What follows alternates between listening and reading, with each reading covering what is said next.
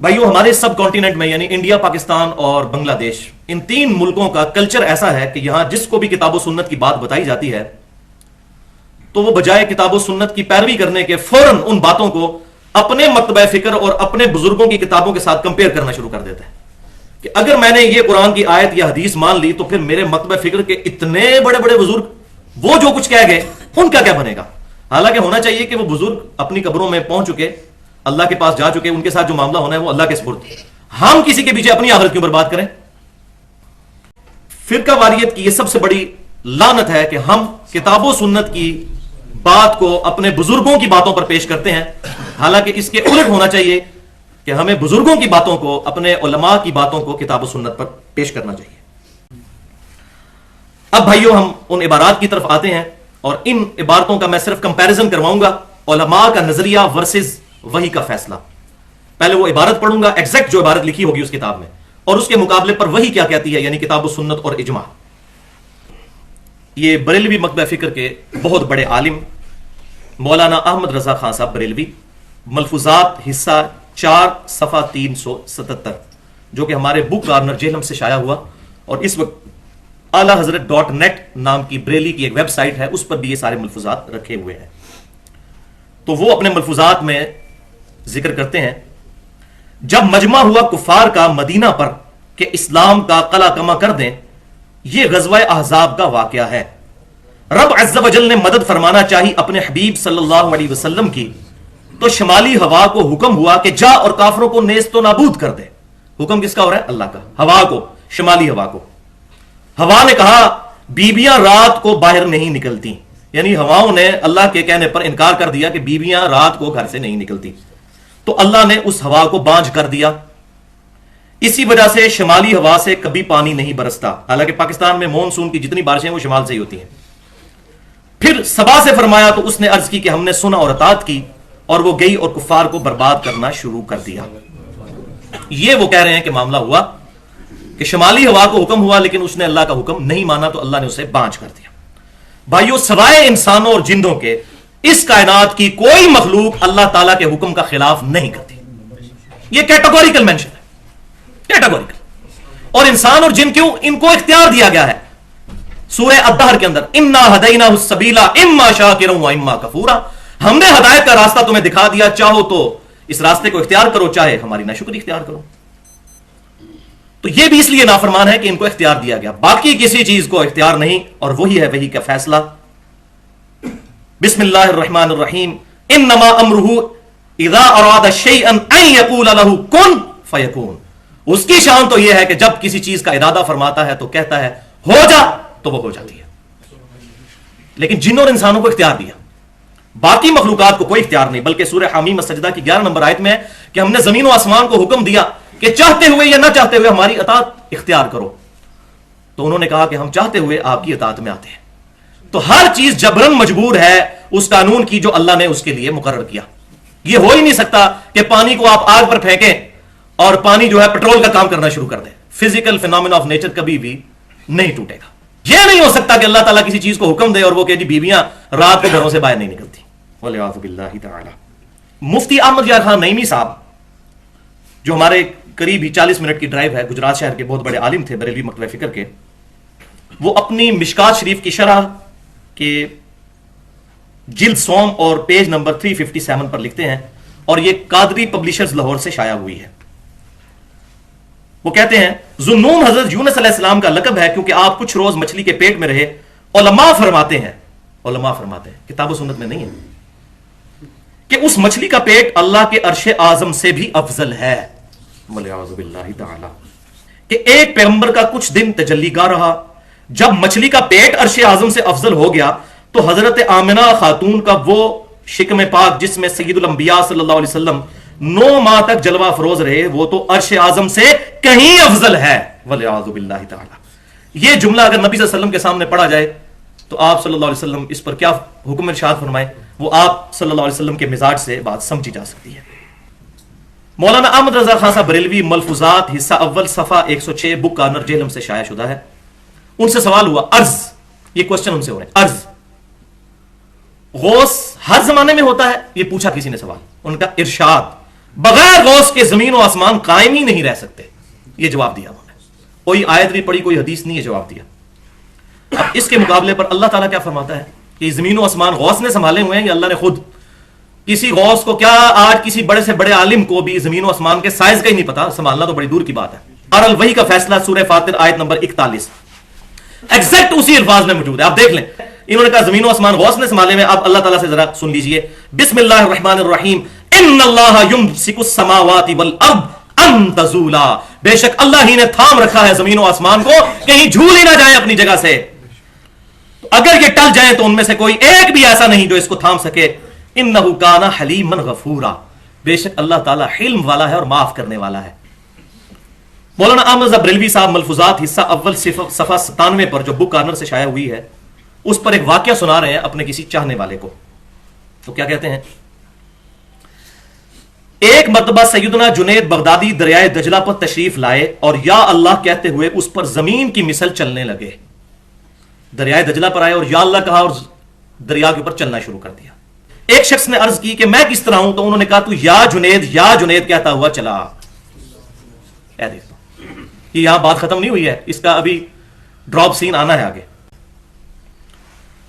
उसने यही कहा, यानी या जुनैद, और दरिया पर जमीन की तरह चलने लगा। वाह जी वाह। जब बीच दरिया में पहुंचा तो शैतान लईन ने दिल में वसवसा डाला कि हजरत खुद तो या अल्लाह कह रहे हैं और मुझे या जुनैद कह रहे हैं। उसने भी या अल्लाह कहा और साथ ही गोता खा गया। क्या कमेंट्स करे बंदा इस पे?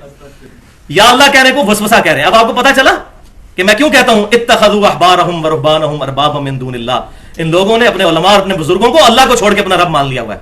तभी तो ये कह रहे हैं कि या अल्लाह कहा तो गोता खाया, फिर पुकारा हजरत मैं चला, फरमाया वही कहो या जुनैद। उसने फिर या जुनैद कहा तो फिर दरिया पर जमीन की तरह चलने लगा।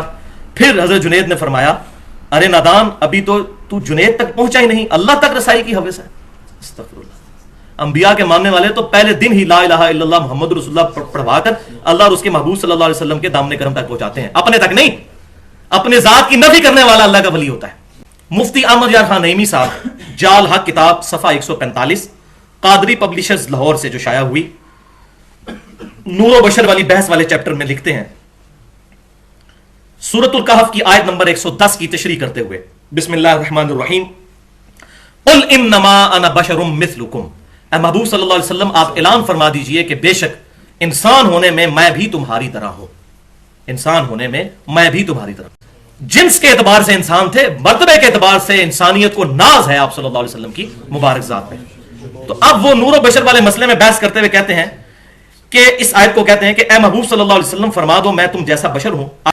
इस आयत में कुफार से खिताब है, चूंकि हर चीज अपनी गैर जिन्स से नफरत करती है, लिहाजा फरमाया गया कि ऐ कुफार तुम मुझसे मत घबराओ, यानी मैं भी इंसान हूं तुम भी इंसान हो, मुझसे मत घबराओ, मेरी दावत सुनो, मैं तुम्हारी जिन्स से हूं यानी बशर हूं। बिल्कुल ठीक बात कही, यही इससे मकसद था। लेकिन आगे देखें उन्होंने क्या किया। जैसा कि शिकारी जानवरों की सी आवाज निकालकर शिकार करता है, इससे कुफार को अपनी तरफ माइल करना मकसूद है। वलियाउज़ु बिल्लाहि ताला। वो कहते हैं जब शिकारी ने कोई जानवर तितर या बटेर को शिकार करना होता है तो अपने मुंह से वैसी आवाज निकालता है ताकि उसको शिकार करने के लिए करीब करे।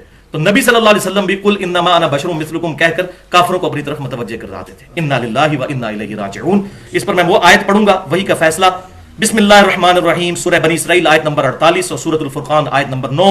उन्जुर कैफ दरबू लकल अमसाल, ऐ महबूब देख तो सही तेरे बारे में कैसी कैसी मिसालें ये बयान करते हैं। फला फदल्लू, ये गुमराह हो गए, फला यस्ततीऊन सबीला, अब इनको कोई राय हिदायत नहीं मिलने वाली जो हुजूर के लिए मिसालें बयान करते हैं, अजीब और गरीब मिसालें। वलियाउज़ु बिल्लाहि ताला। हमारे सब कॉन्टिनेंट में एक बहुत बड़े बुजुर्ग जिनको लोग दाता साहब कहते हैं, अली बिन उस्मान हजवेरी साहब, जिनका मज़ार लाहौर में है, उनकी किताब है कशफुल महजूब, जो उनके मानने वाले तो कहते हैं उन्हीं की किताब है, कोई तब्दीली इसमें नहीं हुई, ये मार्फत की बातें हैं जो उन्होंने लिखी। कशफुल महजूब का उर्दू तर्जमा देवबंद ने भी छापा है और बरेलवियों में मौलाना फजलुद्दीन गोहर साहब ने तर्जमा छापा है ज़ियाउल कुरान पब्लिकेशन से। ये वो है कशफुल महजूब जिसके बारे में कहते हैं जिदा मुर्शिद ना हो कशफुल महजूब पढ़ ले। कहते हैं ना कि जिसको पीर ना मिले तो उसके लिए पीर ये किताब है। ये जरा किताब सुन लीजिए। साहब और शुक्र का चैप्टर है, चैप्टर नंबर 14। उसमें लिखते हैं, देवबंदी तर्जमा मौलाना अब्दुल रऊफ फारूकी साहब का सफा 291 है और बरेलवी तर्जमे में सफा 267 है, 267 ज़ियाउल कुरान वालों का।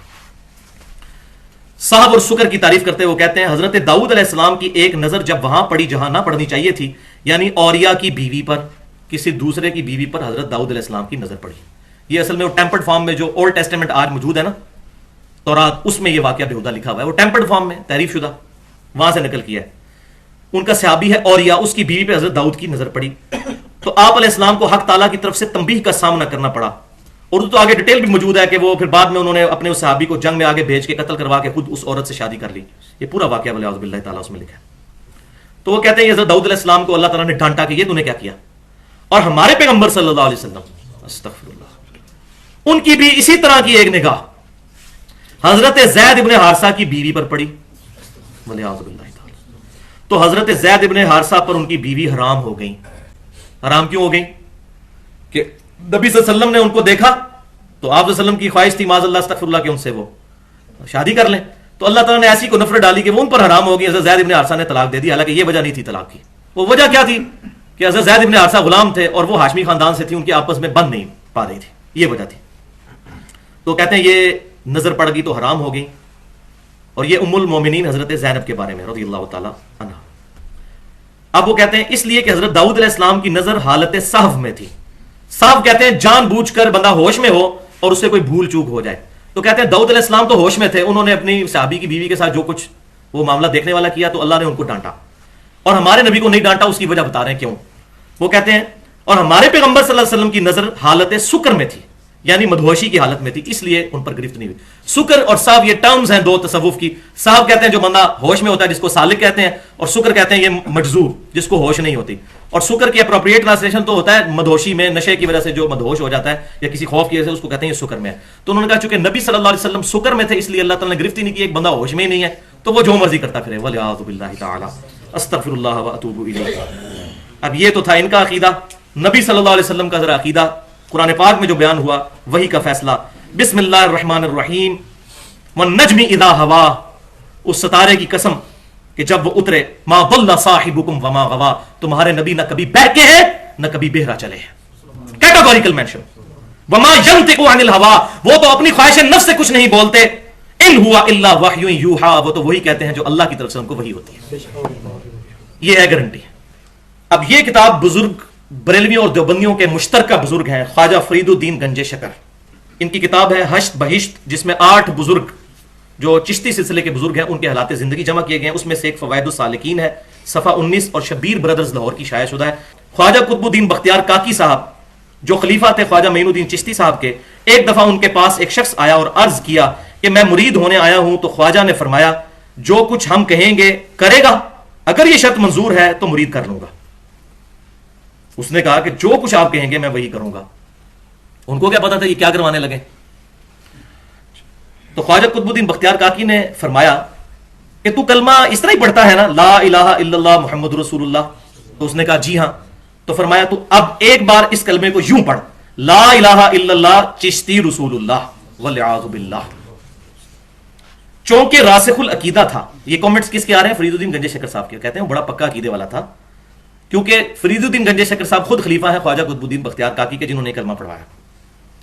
اس نے فوراً پڑھ دیا. خواجہ صاحب نے اس سے بیعت لی اور بہت کچھ خلت اور نعمت عطا فرمایا اور کہا میں نے فقط تیرا امتحان لیا تھا. یہ اینڈ پہ نا وہ ایسی بات کر دیتے ہیں، اٹھو مت بیٹھو، پتہ ہی نہ چلے کہ اٹھنے کا کہا ہے کہ بیٹھنے کا. یہ اٹھو مت بیٹھو. اچھا جی، میں نے فقط تیرا امتحان لیا تھا کہ تجھ کو مجھ سے کس قدر عقیدت ہے، ورنہ میرا مقصد یہ نہ تھا کہ تجھ سے کلمہ پڑھواؤں. بھائی مقصد ہے تھا یا نہیں تھا؟ اس کے بعد انہوں نے دوسرا کلمہ کو نہیں پڑھوایا، لہٰذا وہ کفر میں ہی مر گیا. اس کے بعد دوبارہ کلمہ پڑھانا چاہیے تھا نا. کیا صحابہ کرام علیہم رضوان مسلمان کرنے کے لیے یہ کلمہ پڑھواتے تھے لا الہ الا اللہ ابو بکر رسول اللہ؟ کبھی نہیں. اگر صحابہ کرام نے یہ کام نہیں کیا تو ان لوگوں کو کس نے یہ اجازت دی ہے کہ وہ اپنے ناموں کا کلمہ پڑھوا کر امتحان کریں؟ امتحان کرنے کے تو اور کئی طریقے موجود ہیں. یعنی وہ بیچارہ بیعت ہونے آیا تھا، ایمان سے بھی جاتا رہا. اب ذرا سن لیجئے وہی کا فیصلہ. صحیح بخاری اور مسلم کی متفق علیہ حدیث ہے. عبداللہ بن عمر رضی اللہ تعالیٰ عنہ کہتے ہیں نبی صلی اللہ علیہ وسلم نے فرمایا اسلام کی بنیاد 5 چیزوں پر ہے. بنیاد یہ لا دی ہے. اور پہلا فرمایا لا الہ الا اللہ محمد رسول اللہ صلی اللہ علیہ وسلم کی گواہی دینا. یہ صحیح مسلم کی پہلی حدیث بھی ہے، حدیث جبریل والی. دوسرا نماز قائم کرنا، تیسرا زکوٰۃ ادا کرنا، چوتھا حج اور 5واں رمضان کے روزے. تو احمد بریلوی صاحب کہتے ہیں کہ انبیاء کرام کی حیات قبروں میں حقیقی حصی دنیاوی ہے، بلکہ سیدی کہتے ہیں، بلکہ میرے جو آقا ہیں، نبی صلی اللہ علیہ وسلم کو نہیں کہہ رہے، اپنے ایک بزرگ کو کہہ رہے ہیں، بلکہ سیدی محمد بن عبد الباقی زرقانی جو دیوبند اور بریلویوں کے مشترکہ بزرگ ہیں، وہ فرماتے ہیں کہ انبیاء کرام علیہ السلام کی قبور مطہرہ میں ازواج مطہرات بھی پیش کی جاتی ہیں، وہ ان کے ساتھ شباشی بھی کرتے ہیں۔ میں نے کہا تھا نا بریلوی تو کھل ڈل کے بات کرتے ہیں، انہوں نے کوئی اس میں رہنے نہیں دی بات، انہوں نے کہا جناب دنیاوی کی آپ کو تعریف اب کھول کے بتاتے ہیں، دنیاوی کا مطلب کیا ہوتا ہے، یہ سارے کام ہوتے ہیں وہاں پر۔ اچھا آپ بریلوی کہتے ہیں وہ جناب یہ تو انہوں نے عبد الباقی زرقانی کا قول نقل کیا ہے، اچھا تو نقل کر کے اس کی تردید کی ہے، انہوں نے تو اپنی بات کی دلیل میں وہ قول پیش کیا ہے، اور دوسرا انہوں نے کہا سیدی، آپ کوئی کہ سیدی غلام احمد قادیانی فرماتے ہیں، پھر وہی کا فیصلہ بسم اللہ الرحمن الرحیم سورۃ الاحزاب آیت نمبر 6 النبی اولا بالمؤمنین من انفسہم وازواجہ امہاتہم، نبی صلی اللہ علیہ وسلم مومنین کی جانوں سے بھی زیادہ ان پر حقدار ہیں، اور نبی صلی اللہ علیہ وسلم کی بیویاں امت کی مائیں ہیں۔ حضور کی بیویوں کے بارے میں بات کرنا اپنی ماں کے بارے میں بات کرنا ہے۔ کوئی شخص یہ کہہ سکتا ہے کہ یہ وہ کمرہ ہے جس میں میرے والد صاحب میری والدہ کے ساتھ شاباشی فرماتے ہیں، اور نبی صلی اللہ علیہ وسلم کے بارے میں یہ بات کرنا؟ یہ تمام باتیں آپ نے سن لی، اس کے بعد فیصلہ آپ کے ہاتھ میں ہے، میرے ہاتھ میں نہیں۔ اب ہم نے یہ فیصلہ کرنا ہے، ان کے پیچھے، ان عبارتوں کے پیچھے، ان علماء کے پیچھے جو ان چیزوں کے ساتھ ہمیں اٹیچ کر رہے ہیں، ہم نے اپنی آخرت برباد کرنی ہے، یا ہم نے نبی صلی اللہ علیہ وسلم کی تعلیمات کتاب و سنت کی شکل میں جو ہم پر موجود ہیں ہمارے پاس، اس پر عمل کرنا ہے۔ میں آخر میں وہی آیت پھر پڑھ دیتا ہوں، بسم اللہ الرحمن الرحیم سورۃ الاحزاب آیت نمبر 57 ان الذین یؤذون اللہ ورسولہ، بے شک وہ لوگ جو اللہ اور اس کے رسول کو اذیت دیتے ہیں، لعنہم اللہ فی الدنیا والآخرہ، ان پر لعنت ہے اللہ کی دنیا کی زندگی میں بھی اور آخرت میں بھی، وَأَعَدَّ لَهُمْ عَذَابًا مُهِينًا، اور ایسے لوگوں کے لیے ذلیل و خوار کر دینے والا عذاب اللہ نے تیار کر رکھا ہے۔ وَلِعَاذُ بِاللَّهِ تَعَالَى، اللہ کا شکر ہے کہ ہمارے پاس ان کی کتابیں موجود ہیں، اور ان کتابوں میں ایسی عبارتیں موجود ہیں تاکہ ہم اینٹی وینم تیار کر کے ان کی پبلک کو یہ فاش باتیں دکھا سکیں، اور اس کے ذریعے لوگوں کو کتاب و سنت تک لا سکیں۔ مجھے الحمدللہ اس چیز کی خوشی ہے کہ یہ چیزیں موجود ہیں، ہم کچھ دکھا تو سکتے ہیں لوگوں کو، اور جب یہ لوگ نکالیں چیزیں تو علل اعلان نکالیں، ہم اس کو بھی ویلکم کہیں گے۔